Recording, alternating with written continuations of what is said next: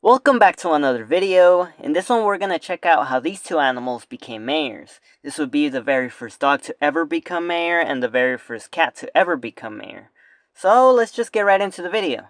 And so let's begin with the very first dog to become mayor in the United States. It was the year 1981 in a small town called Sunol in the state of California.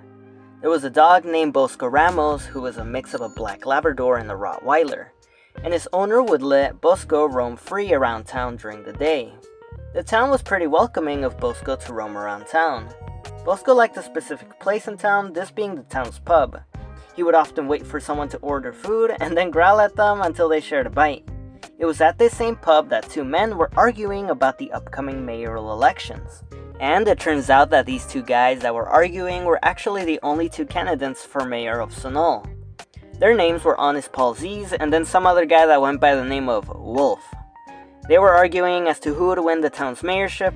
That's when the owner of Bosco, named Brad Leber, interjected the argument stating that his dog Bosco could beat both of them in the upcoming election. And so, Brad Leber signed up Bosco the dog as the third candidate for mayor of Sunol. Bosco ran as a Republican, yes, they made a little pun there, and had slogans like a bone in every dish, a cat in every tree, and a fire hydrant on every corner.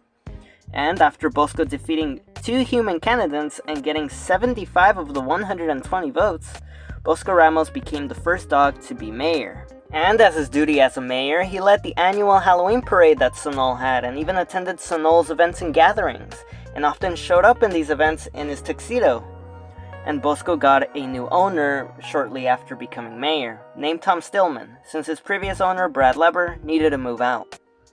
However, in 1984, 3 years after Bosco first became mayor, Bosco got his first national attention when a British newspaper called the Daily Star mentioned Bosco and called Sunol, quote, the wackiest town in America, end quote. Bosco apparently also appeared in the game show called The Third Degree with its new owner Tom Stillman. And in 1988, Bosco just disappeared out of Sunol. Apparently he fell asleep in the back of a pickup truck and ended up in the state of Oregon. Luckily though, he was given a ride back home the following week. And in 1990, a Chinese communist newspaper called The People's Daily ran a story bashing the US and Bosco saying, quote, there is no distinction between people and dogs in Western democracy, end quote. And this led Bosco to being invited to a pro-democracy rally outside the Chinese consul of San Francisco in order to protest against the recent Tiananmen massacre square that happened a year prior to this.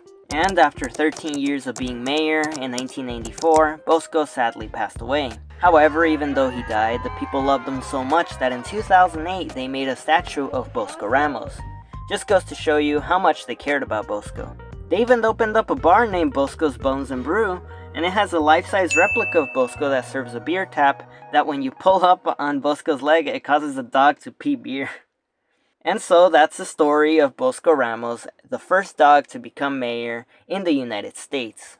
But there is one more animal to talk about, and that would be Stubbs the cat, the first feline mayor in the United States. It all started in the year 1997 in a small town called Talkeetna in the state of Alaska, and a woman named Lowry Steck, who is the manager of a local store called Nagley's General Store, found a box with kittens in a parking lot.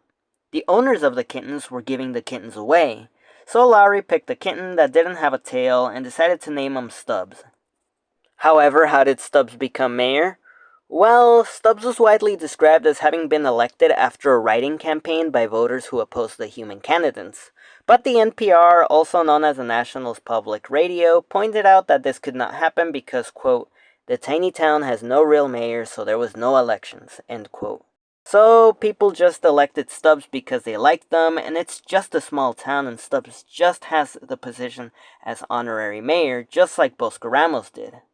But Stubbs did have a mayor office, this being Nagley's General Store, where his owner Lowry Steck worked as manager. And so Nagley's General Store became a tourist attraction because of a feline mayor called Stubbs.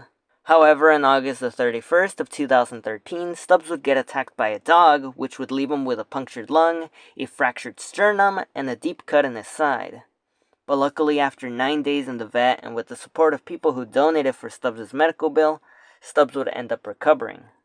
And he did have other incidents, like falling into a deep fryer that was cooled off, or how a kid shot Stubbs with a BB gun. That kid was an asshole. Or even how Stubbs jumped out of a moving garbage truck. However, after surviving all of those incidents, Stubbs would sadly pass away in 2017 at the age of 20 years old. This would make Stubbs the only cat to hold the position as mayor for 20 years, from 1997 to 2017. And the small town of Talkeetna found a successor to Stubbs, this being another cat named Denali, which many tourists can meet this cat in Nagley's General Store. And so that was the story of Bosco Ramos and Stubbs. And if you liked the video, please like and subscribe because it would help me out a lot. And, yeah, there are many stories like these ones. I mean, there's a chimpanzee that tried to become mayor of Rio de Janeiro, Brazil, or how a fire hydrant tried to become part of the board of governors. I'm not kidding, that's actually real.